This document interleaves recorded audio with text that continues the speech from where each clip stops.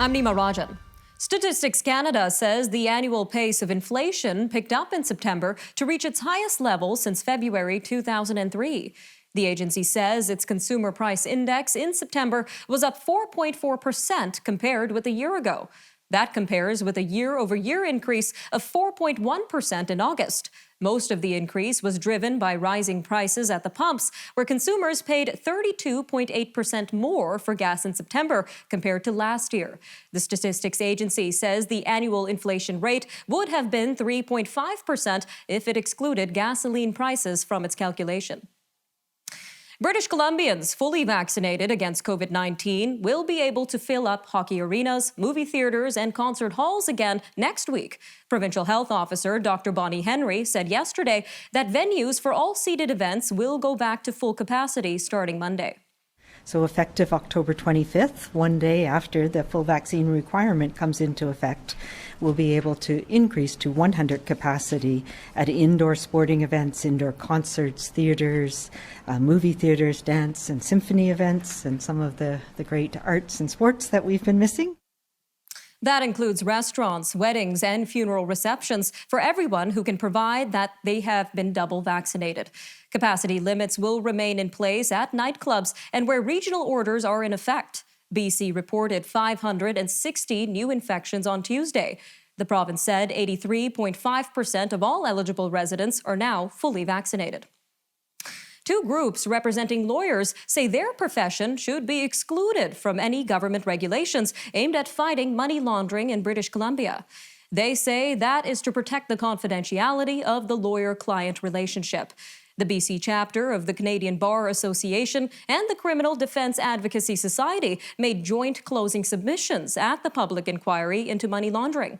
The Bar Association is concerned about suggestions that there is a high risk of money laundering in the work of lawyers.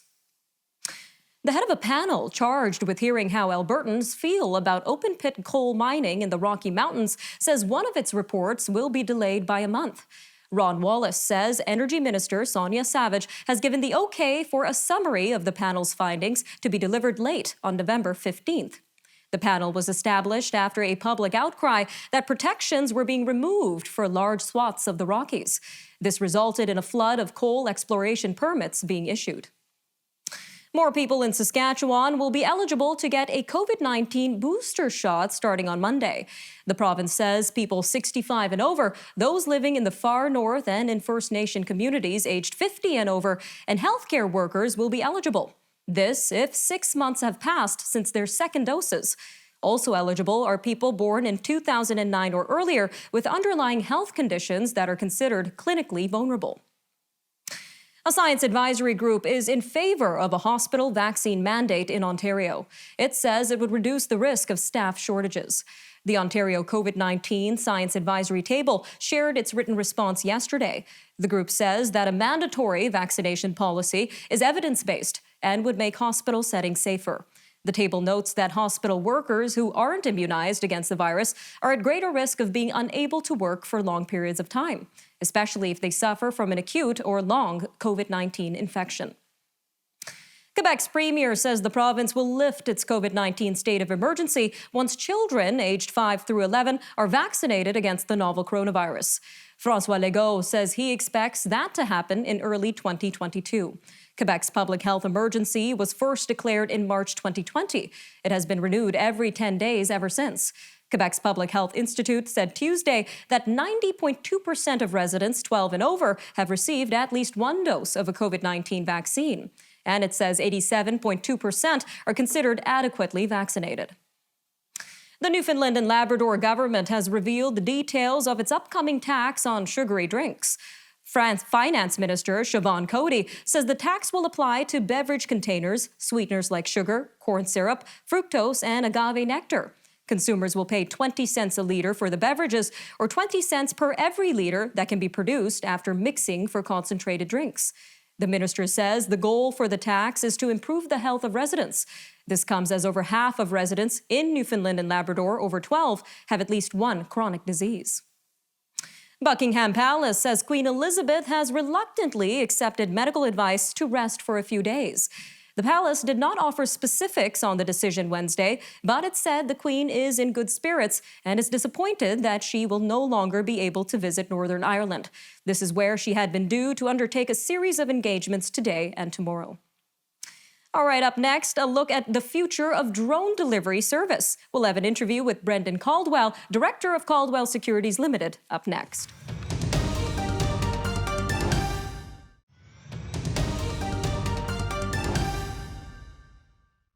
A decade ago, home deliveries made by robots seemed to be a distant dream. But now, drone delivery is becoming more common around the world. Amazon Prime Air hopes to make drone delivery a reality in the near future. It is already being used in Canada by Drone Delivery Canada. Recently, the company partnered with UBC and Stilatin First Nation for a 12-month project to deliver medical supplies. Meanwhile, a recent report from researchandmarkets.com titled Global Package Drones Market and Technology Forecast to 2029 claims the market for this service is set to rise significantly. According to the report, the global package drones market is set to reach a value of $28.76 billion US by 2029. This is up from $0.1 billion in 2020. Well, joining us now to talk more about this growing industry is Brendan Caldwell, director of Caldwell Securities Limited. Brendan, welcome back to Forum Daily. Thank you, Nima, and goodness knows I know how to drone, so let's go. Now, although personal drone delivery is not a reality for everyday Canadians, Brendan, how are drones being used in our daily lives? Well, a whole bunch of different ways, but not in downtown Toronto, at least not yet. So really in the suburban and rural and even hinterland areas, there is markets for both low value, time sensitive deliveries and remote deliveries. So yes, one can get a Starbucks coffee in certain locations in North America by drone, but as you were alluding to, some other much higher value products like medical supplies can be transported potentially hundreds of kilometers into remote locations where they're needed, and they can get there much cheaper and in many cases much faster. And as this industry continues to grow in Canada, we know that people and companies might not be used to relying on a robot to carry out deliveries. So what needs to be done in order to adapt to drone deliveries, Brendan? Well, I think one has to adapt one's perspective, and we can do this fairly quickly. I mean, for those communities that are getting their Starbucks coffee at 2 minutes and 40 seconds after they order it, it doesn't take much adapting at all. Married to someone who loves her coffee, I can appreciate this. But I think the mental switch we need to make, it's like computers were 40 years ago, or the internet maybe 25, 30 years ago, where one was wondering, how is anybody ever going to make any money doing this? Computers, interestingly, were about 40 years ago, people were saying, well, you can keep recipes on them. I mean, that with a personal computer at home. Nobody really thought of all the applications that they could be used for. Flash forward to the internet, and it was widely held that no one can ever make money on the internet. 25, 30 years later, no one can make money, at least not in retail, except on the internet. So what starts as a very small beginning can have a cultural transformation. Drones are just one example of this. And is there anything that maybe we should worry about or look out for when it comes to drone deliveries, particularly when it comes to jobs? So let's use pizza delivery as an example. Well, yes, and I think you've seen it over hundreds of years, the various phases of the Industrial Revolution we've been through, is that lower value, high, what I was going to say, lower value jobs get replaced by technology fairly regularly. So you have people throwing spanners in the works of machines because that's replacing the craft industries of 200 years ago. Yes, you can see pizza delivery people out of work from drones. But I think, again, that's like recipes on computers from 40 years ago. I think the applications are considerably greater. For example, business to business. I mean, we think of as consumers, okay, how to get my coffee, how to get my pizza. But if you're a business, particularly, and where this ties into previous sessions we've done, is the whole supply chain issue that many companies are having. How do we get our stuff on a timely basis so we can make the finished product? I think you'll actually see drones be a much bigger part of the business to business supply chain network than getting a coffee in downtown Toronto in 2 minutes, 40 seconds. All right, Brendan, just about 45 seconds left, but we mentioned that the global package drone market is set to grow as the industry expands. So is this an avenue of interest for investors right now? It can be. Our chairman has a wonderful expression, the second mouse gets the cheese. It does seem like the leading courier companies and supply companies like Amazon and DHL may be waiting for victors or market leaders to emerge in the drone space, because I think it is an expensive, time-consuming process, and nobody's quite got the model just right.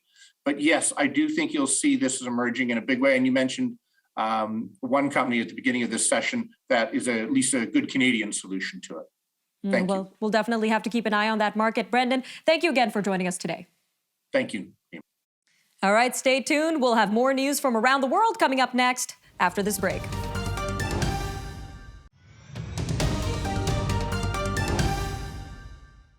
A senator has resigned from the upper chamber's biggest parliamentary group before a hearing took place to consider removing her from it. Mary Lou McPhedran left the independent senators group because she said she did not think she would receive a fair hearing. She sent an email in September to all senators questioning how the chamber's ethics code was being applied. Senator Yuen Pao Wu, facilitator of the ISG, says Senator McPhedran was offered an opportunity to defend herself through a fair and impartial hearing. Well, joining us now to talk more about the situation is the senator herself, Miss Mary Lou McPhedran. Welcome to Forum Daily. Thank you very much, Nima. It's good to be here. Now let's start with this, ma'am. What were the events that led to your resignation from the independent senators group? Well, we're actually talking about a pretty long sequence of a range of events, and we don't have time to go into the detail. But really what it boiled down to was a fundamental difference between how I view the value of questioning as an independent senator and how the leadership of the independent senators group has come to respond.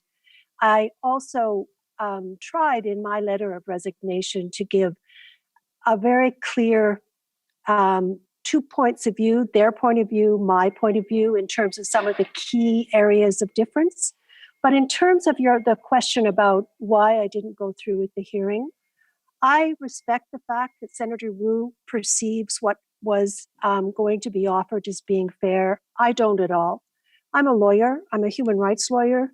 I'm 70 years old. I've had a fair bit of experience in the world. And in no way would I describe what ended up being the procedures of this hearing as being fair or due process. And to add to that, ma'am, I want to jump to a column in the Hill Times. In it, you mentioned that you were perceived as difficult for your stance on the ethics standard, especially when it came to the recently adopted harassment policy.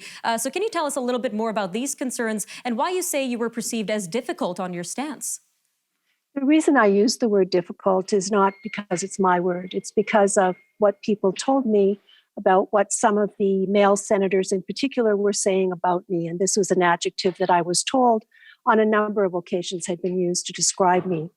I have for several years now been raising in the chamber through letters to the ethics committee, through letters and communications to the Senate ethics officer, my concerns about accountability and transparency and the Senate ethics code. And I think really we're at a stage where I have a view of what transparency and accountability needs to be that is actually very different from many of my colleagues. I will speak now to the harassment policy because really what it boiled down to for me as a lawyer, as someone who's been involved in dealing with harassment, sexual abuse cases, and chaired 3 inquiries, so I spent 40 plus years working in this area. I really, truly believe that secrecy is not the way to go. And what we ended up getting with the new harassment policy was a more secret process. So as a result of that, I spoke in the chamber, I wrote, I asked to speak to members of the committee, and really we just reached a stage where they had a very different perspective on what was needed than what I had. And they chose to go with their point of view, and I had to stay with mine because I truly believe secrecy is not the way to go. Now, that's really interesting, ma'am. You're saying that this new process has some secrecy within it. Tell us a little bit more about how this process is organized. Well, I think you'll be familiar with the term NDA, non-disclosure agreement, or confidentiality agreement. And this is also an area where there are different points of view, different interpretations. Just as there's a different interpretation, what Senator Wu thinks is fair, I don't think is due process or fair at all. So we really do have some very different perspectives here. But in a nutshell, I do not believe that a publicly funded body should be requiring non-disclosure agreements of people who participate in the proceedings offered by that body, paid for by public money, and that there should not be those kinds of limitations placed on those who participate. Now, the policy doesn't say it must go that way, but it exports the authority to make the decision to require it to an external third party who's hired by our very powerful and secretive Internal Economy Committee in the Senate, reports back to that committee, and the loop is completely closed. There's no review, there's no reporting back. So my biggest concern is that this will go on for some period of time, that in all likelihood, the NDAs will become requirements, and we will never know as senators. And for me, we're responsible for our own harassment policy, and there should be a feedback loop. There should be an external review and feedback loop.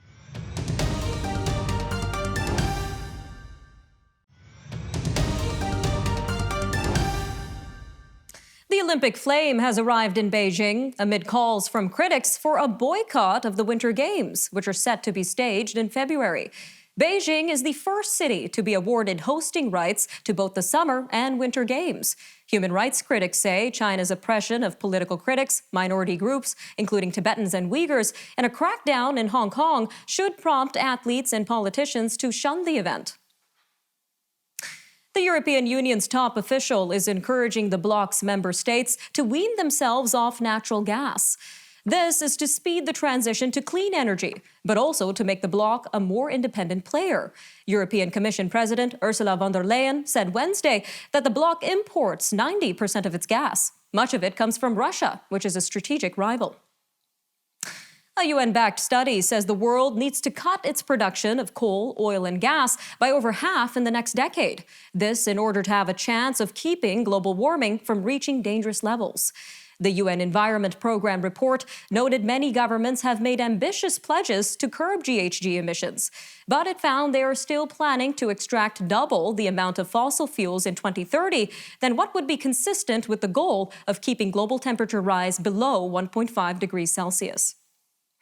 A House committee investigating the January 6th Capitol insurrection has voted unanimously to hold former White House aide Stephen Bannon in contempt of Congress. Mr. Chairman, I move that the committee favorably report to the House the committee's report on a resolution recommending that the House of Representatives find Stephen K. Bannon in contempt of Congress for refusal to comply with a subpoena duly issued by the Select Committee to investigate the January 6th attack on the United States Capitol, as amended. The longtime ally of former U.S. President Donald Trump defied a subpoena for documents and testimony. Well, meanwhile, the World Health Organization says there has been a 7% rise in new coronavirus cases across Europe last week. It is the only region in the world where cases increased. Coronavirus cases have jumped in Europe for the third consecutive week, with about 1.3 million new ones. WHO said more than half of countries on the continent reported a rise in their COVID-19 numbers. Britain, Russia, and Turkey accounted for most of the cases. UN agencies say Afghanistan's Taliban rulers have agreed to a nationwide polio vaccination campaign for the first time in 3 years. Since 2018, some 3.3 million Afghan children have gone without vaccinations. This is because door-to-door teams could not reach them, either because of ongoing fighting or because the Taliban forbid it. WHO and UNICEF now say they will launch polio inoculation teams nationwide in November and December to reach all 10 million children under 5. Residents say new airstrikes have hit the capital of Ethiopia's Tigray region. This as a year-long war returns to Mekelle city after months of calm. There are no immediate details of deaths or damage. Ethiopia's government says it targeted facilities for making and repairing weapons. Meanwhile, the United Nations tells the Associated Press it is slashing its Tigray presence by more than a half. This as the Ethiopian government blockade halts humanitarian aid efforts and people die from lack of food. The shootout on the streets of Beirut between rival Christian and Muslim groups last week revived memories of the country's 1975 to 1990 civil war. It also fired up sectarian passions in a country that never dealt with the causes of its violent past. Add to that a bankrupt government, hyperinflation, and mounting poverty, and Lebanon is turning into a powder keg on the Mediterranean. Dozens of survivors from the Bataclan concert hall in Paris have testified for more than 2 weeks in a specially designed courtroom. This is about the Islamic State group's attacks on November 13, 2015. 14 men are on trial for the series of attacks that were the deadliest in modern France. In total, 130 people died that night across Paris, as well as all 9 attackers. Protesters against military rule in Myanmar are still being freed after an amnesty was announced on Monday. State television said it included over 1,300 convicts who would be freed from prisons. And it also includes over 4,300 others pending trial whose charges would be suspended. The announcement came 3 days after the ASEAN bloc declined to invite Myanmar's military-appointed government head to an upcoming summit. Myanmar is part of the 10-member regional group. An emergency call made by a 4-year-old New Zealand boy asking for police to come over and check out his toys prompted a real-life call-out and confirmation from an officer that the toys were indeed pretty cool. Police shared audio of the call on social media this week. All right, I'm Nima Rajan, and this was Forum Daily News. Take care, Canada. We'll see you next time.